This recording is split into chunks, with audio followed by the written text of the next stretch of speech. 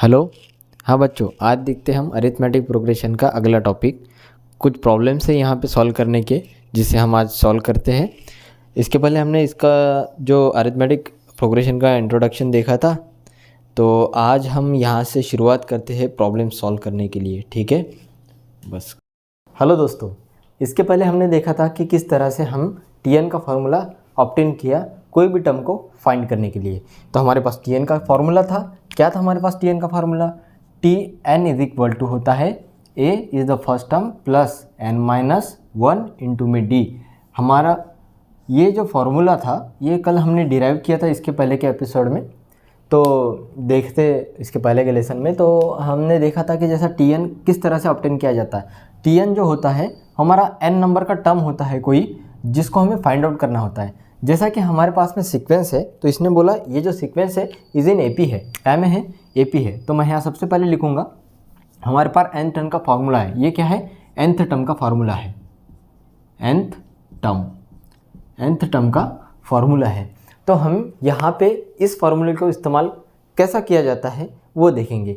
ठीक है, तो यहाँ पर इस फार्मूले को अप्लाई करने के पहले सबसे पहले तो ये देखना पड़ेगा कि गिवन सीक्वेंस जो है वो अरिथमेटिक में है या नहीं है। इसने ऑलरेडी बोल दिया, तो find the 18th term of an AP। Of an AP इसका मतलब ये हुआ कि ये जो हमारा सीक्वेंस है वो ऑलरेडी अरिथमेटिक प्रोग्रेशन में है। इसका मतलब ये हुआ कि इसके अंदर जो दो टर्म के बीच में का डिफरेंस है वो ओवरऑल कॉमन है। तो हम यहाँ देखेंगे कि 1, 6, 11, 16, dot dot dot dot dot. तो यहाँ पर हमारा ये जो 1 है तो ये हो गया फर्स्ट टर्म, और T2 जो है ये हो गया 6, T3 का वैल्यू हो गया 11 और T4 का वैल्यू हो गया 16। यहाँ पे ये सीक्वेंस जो है ये कंटिन्यू होगा, लेकिन हमें सबसे पहले तो ये तो पता है कि भाई ये जो सीक्वेंस है ये अरिथमेटिक प्रोग्रेशन में है। इसका मतलब ये है कि इस सीक्वेंस के अंदर जो दो टर्म में का डिफरेंस है वो कॉमन है।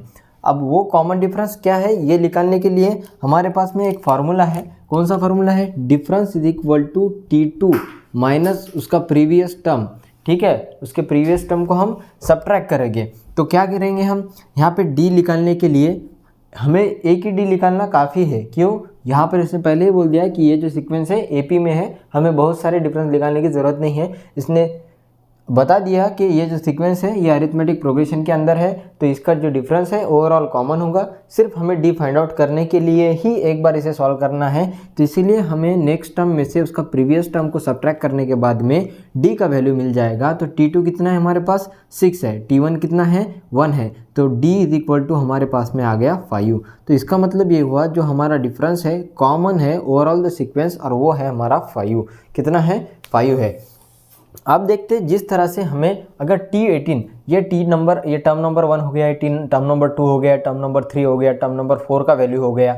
अब यहाँ पर अगर आगे फाइंड आउट करेंगे तो टर्म नंबर 5 का वैल्यू आएगा, टर्म नंबर 6 का, term number 7, 8, 9, 10 up to so on. तो बीच में के जितने भी टर्म हैं अप टू 18 वो फाइंड आउट करने के क्या हम नहीं करेंगे, उसमें टाइम पास भी होगा। तो इसीलिए हमारे पास फार्मूला है nth टर्म का। तो यहाँ पर देखिए D का वैल्यू मिल गया हमें क्या क्या चाहिए इसके अंदर? एक तो A चाहिए, जिसको पता है, हर किसी को पता होगा कि जो तुम्हारा A होता है वो nothing but the arithmetic progression के सीक्वेंस के अंदर का पहला टर्म होता है, वो हमारा A बोलते हैं इसको। A तो पता है, ठीक है भाई। हमें T18th फाइंड करना है। क्या बोला? Term number 18। टर्म नंबर 18 का मतलब ये हुआ वी हैव टू फाइंड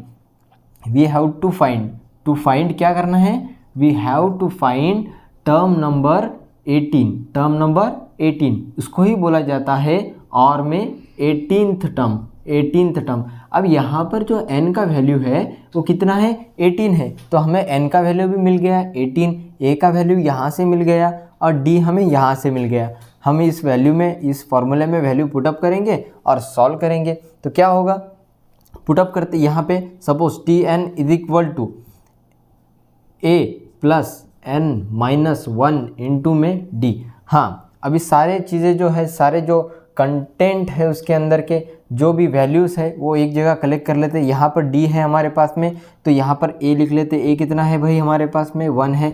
और n कितना है हमारे पास में? n इज इक्वल टू 18 है, बिकॉज हमें T18 फाइंड करना है। ठीक है, तो यहाँ पर n का वैल्यू पुटअप करने के बाद T18 इज इक्वल टू ए का वैल्यू कितना था हमारे पास में 1 था, प्लस एन का वैल्यू कितना था 18 था, 18 माइनस 1 इंटू में डी कितना था भाई हमारे पास में 5 था। यहाँ पर अभी T18 का वैल्यू निकल जाएगा, ए कितना था 1, 1 प्लस 18 माइनस 1 कितना 17, और 17 इंटू में कितना 5, तो T18 का वैल्यू निकल जाएगा 1 प्लस 17 फाइजा कितना होता है 85, मल्टीप्लिकेशन आना चाहिए, तो 1 plus 85 that is equal to 86। तो हमारा इसी सीक्वेंस में अगर हम कंटिन्यू करते हैं, सपोज दैट अगर इस सीक्वेंस में हम कंटिन्यू करते हैं कहाँ तक 18th टर्म तक, तो हमारा 18th टर्म का जो वैल्यू आएगा वो 86 आएगा। यहाँ तक की बात समझ में आ गई होगी, बिल्कुल आ गई होगी, कोई डाउट? ठीक है, यहाँ तक का स्क्रीनशॉट ले लीजिए। हाँ, तो अब हम देखते उसी तरह का एक सिमिलर दूसरा वाला प्रॉब्लम। तो जिस तरह से इसके पहले हमने देखा था कि यहाँ पर 1, 6, 11, 16 का सीक्वेंस दिया हुआ था, तो जिसके बीच में जो डिफरेंस था हमारा कॉमन था दैट वन 5 था, और हमें T18 फाइंड करना था।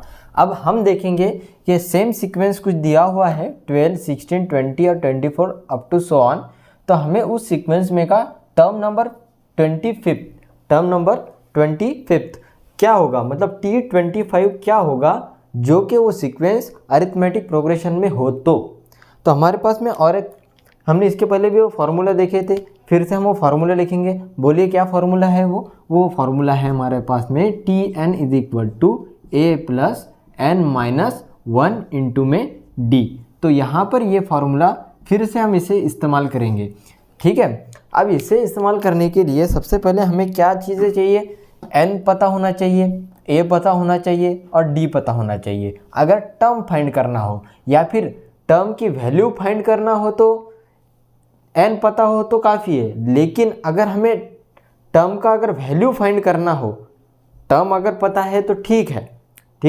लेकिन उस टर्म का अगर वैल्यू फाइंड आउट करना हो तो हमें Tn का फार्मूला चाहिए। तो सबसे पहले ये देखते हैं कि Tn के फार्मूले में सबसे पहले क्या चाहिए, हमें n चाहिए, a चाहिए और d चाहिए। तो d हमें निकालने के लिए सबसे पहले कौन सा फार्मूला है हमारे पास में कि अगले टर्म में से प्रीवियस टर्म को सब्ट्रैक्ट करना है, तो हमारा डिफरेंस निकल जाता है। तो सपोज दैट यहाँ पर हमारे पास गिवन है 12 सीक्वेंस जो है 12, 16, 20, 24 and up to dot dot dot dot dot. तो यहाँ पर लिख सकते हैं हम इजीली कि जो हमारा टर्म फर्स्ट है उसको हम क्या बोलते हैं, ए बोलते हैं। तो वो क्या है हमारे पास 12 है, T2 हमारे पास 16 है, T3 हमारे पास 20 है और T4 हमारे पास 24 है। तो हम यहाँ पर जब D निकालेंगे तो सबसे पहले हमें ये देखना पड़ेगा कि D निकाला कैसे जाता है। तो D निकालने के लिए हमें क्या करना पड़ेगा, सबसे पहले तो अगला जो टर्म है उसके पहले जो उसके प्रीवियस वाला टर्म है उसको माइनस करना पड़ेगा। तो हम क्या करेंगे, difference is equal to T2 में से T1 को माइनस करेंगे तो 16 minus 12 that is equal to, नीचे में लिखते कितना हो जाएगा 4। तो हमारा डिफरेंस कितना आया बेटा 4 आया। तो यहाँ पे हमारा D तो निकल गया भाई। तो हमें क्या निकालना है, हमें फाइंड आउट करना है T25 कितना होगा, टर्म नंबर 25 का वैल्यू क्या होगा। तो यहाँ पे 25 जो है ये किसकी जगह है, n की, मतलब किसका वैल्यू है, n का वैल्यू है। तो यहाँ पर बोल सकते हैं हम n इज इक्वल टू हमारे पास 25 है, d इज इक्वल टू हमारे पास 4 है और a इज इक्वल टू हमारे पास कितना है, a इज इक्वल टू 12 है। कितना है 12 है। अब हमारे पास फार्मूला है, पुटअप करते। फार्मूला क्या है हमारे पास में, Tn is equal to a plus n minus में 1 d, और यहाँ पर वैल्यू पुटअप करने के बाद क्या आ जाएगा, n का वैल्यू कितना है भाई 25।